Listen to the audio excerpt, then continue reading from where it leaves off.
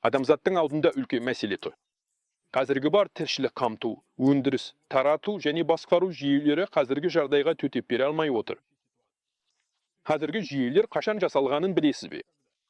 19 ғасырдың екінші жартысында, 19 ғасырда. Содан кейін оларды бірнеше рет өзгертіп, жаңа міндеттер мен жаңа технологияларға бейімдеді. Бірақ негізгі қағидаттар өзгерген жоқ. Соңғы өзгеріс 1950 жылдары жасалды. Шамамен 55 жылдан 61 жылға дейін. Бәрі біртіндеп болды. Бастапқыда, яғни соңғы өзгерістерді 60 жылдары енгізген кезде, жаңартылған жүйе өзіне жүктелген міндеттерді жақсы атқарып, сол мақсаттарға сай жұмыс істеді. Содан кейін қиындықтар басталды. Олар дағдарыстар түрінде көрініс тапты. Ел ішінде, бір мемлекеттің ішінде, салалық белгілі бір салада және жаһандық деңгейде. Бірнеше ірі жаһандық дағдарыстар болды. Өндіріс, бөлу және басқару жүйесі өзінің мүмкіндіктерінің шегіне 21 ғасырдың басында, яғни шамамен 0 жылдары жетті. Бұл жағдайды үймен, баспанамен салыстыруға болады. Үйді белгілі бір адам санына, олардың тұрмыстық өміріне қарай салады. Қалай өмір сүреді, қайда барады, немен айналысады, қалай ұйықтайды, қалай орналасады, және сол кездегі қолда бар технологияларды ескере отырып. Яғни, егер пешпен жылыту болса, пеш қояды. Ал егер электрмен болса, онда радиаторлар, қазандықтар және тағы басқа орнатады. Міне, бірақ уақыт өте келе, сұраныстар да өзгереді, технологиялар да өзгереді. Сондықтан бұл үйді қайта жасау керек болады. Яғни, бұрын пеш болса, ол бөлменің ортасында тұратын, ал үй бір бөлме ғана болатын, ешқандай ара қабырға, ештеңе болмайтын, бәрін жылыту үшін. Міне, ал кейін не болды? Қазандық пайда болды, құбырлар шықты, енді құбырларды үйдің ішіне жүргізіп, солай жылытуға болады. Пеш енді керек емес. Пешті бұзып тастайды, орнына бөлек бөлмелер жасайды. Әрине, бұл үй оған арналмаған. Сонда бәрі қисық, дұрыс емес, нашар болып шығады. Жоспарлау да жаман, бош-бош бөлмелер, тар дәліздер, бәрі бір түрлі. Сосын электр жарығы пайда болады. Электр сымдарында тартады, тесіктер бұрғыланады, кейін кәріз жүйесі келеді. Енді үйдің ішінде жылы әжетхана жасауға болады. Бұрын ол сыртта болатын. Моншада солай, ал енді оны үйдің ішінде жасауға болады. Бірақ үйде оған орын жоқ. Яғни тағы да бірдеңе ойлап табуға, бірдеңе қосып салуға, қайта құруға, жаңа есіктер, верандалар, тағы басқа нәрселер жасауға тура келеді. Міне, сосын отбасы, яғни балалар өседі. Екі бөлік отбасы, екі бөлік кіреберіс жасау керек болады. Тағы да қосымша құрылыстар, жапсырмалар пайда болады. Соңында өте қорқынышты бір монстр шығады. Міне, бірнеше рет қайта салынған, өзгертілген, модификацияланған, бірақ бәрібір өз міндеттерін орындай алмайды. Қалай болғанда да, онда тұруда, оны күтуде ыңғайсыз. Бағасы да қымбатқа түседі. Жалпы мұның бәрі сәтсіз шығады. Яғни, барлық өзгерту мен жаңарту мүмкіндіктері таусылған. Енді ешқандай жаңа әрекет бұл жүйені, яғни адамзаттың жаһандық жүйесінде осы үйді де жақсарта алмайды және қазіргі жағдаймен күресуге көмектеспейді. Онда не істеу керек? Жаңа үй салу керек, жаңа. Мен бұл ойға келдім. Негізі менде бұрыннан ауылдан үй сатып алып, сол жақта тұру туралы идея болған. Мен сонда үйлердің өте көп санын қайып шықтым. Сосын бір сәтте мен түсіндім. Мына үйлермен, яғни 60 жылдары салынған, мына ескі ағаш үйлермен мен ештеңе істей алмаймын.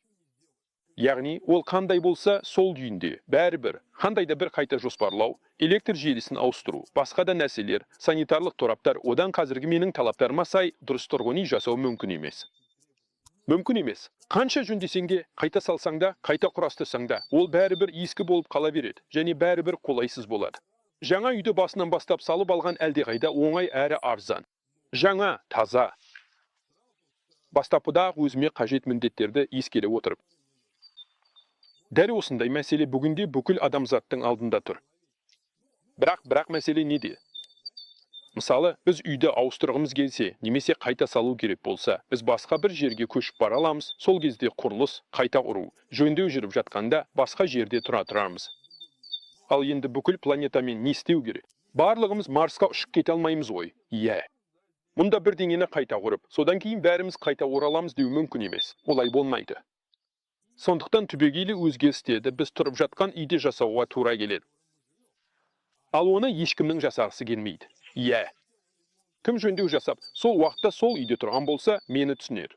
Міне, адамзат осылайша 10 жылдық бойы өмір сүріп келеді. Яғни өзгерту керек, өзгерту уақыты келді. Жай ғана түрлендіру емес, бәрін түбегейлі өзгерту керек. Міне, Әзірге осылай өмір сүре берейік, қазірше осылай бола берсін.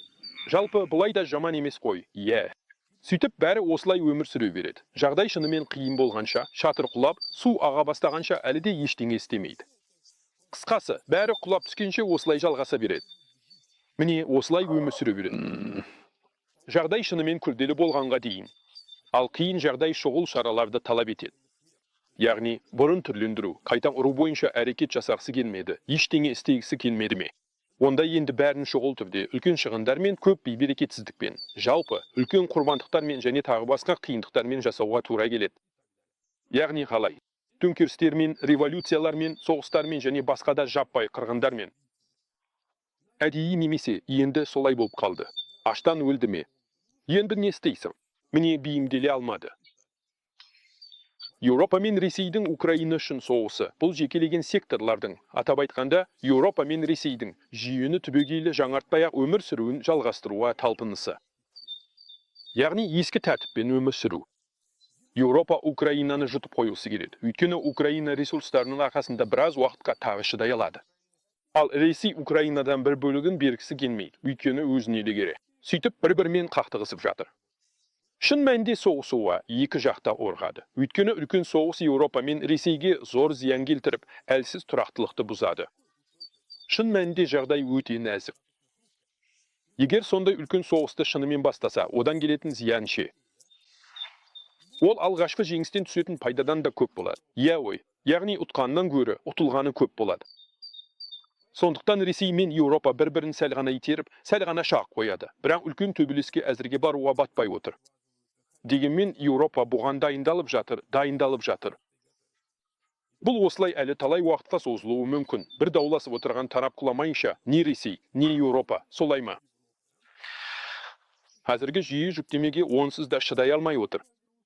Ал баяу жүріп жатқан жергілікті соғыс, ол салыстырмалы түрде шағын болса да, бәрібір қосымша жүктеме әкеледі. Қосымша қиындықтар, қолайсыздықтар, наразылық және тағы басқа мәселелер туғызады. Міне, сондықтан қалай айналдырсаң да, не істесең де, бәрібір жағдай бүкіл жүйені түбегейлі қайта құру қажеттігіне алып келеді. Соғыс арқылы, дағдарыс арқылы, өлім арқылы. Жүйені алдын ала ерікті түрде өзгерту керек, бірақ әзірге оны ешкім қаламайды. Төмендегілер де қаламайды, жоғарылар да қаламайды, өйткені бәрі инерциямен өмір сүріп жатыр. Қазір бізге бәрі қалыпты сияқты. Ал болашақта не болатыны бізге, шын мәнінде бәрібір. Міне, және бәрі тығырыққа тірелмейінше, шынымен де мүлде қиын жағдай болмайынша, бәріміз бұрынғыдай өмір сүре береміз.